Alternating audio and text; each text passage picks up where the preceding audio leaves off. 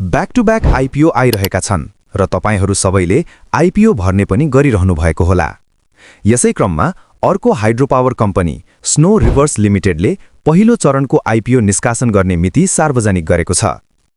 कम्पनीले पहिलो चरणमा नेपाल सरकारबाट श्रम स्वीकृति लिएर वैदेशिक रोजगारीमा रहेका नेपाली तथा आयोजना प्रभावित स्थानीयहरूका लागि आइपिओ निष्कासन गर्न लागेको हो।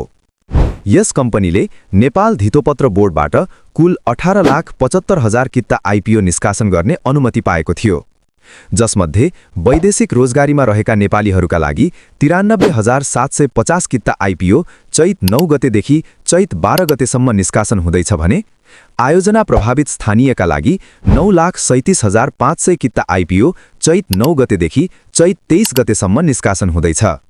स्थानीयतर्फको आइपिओ आयोजना अति प्रभावित क्षेत्र र आयोजना प्रभावित क्षेत्र घोषणा गरी किता छुट्याइएको छ।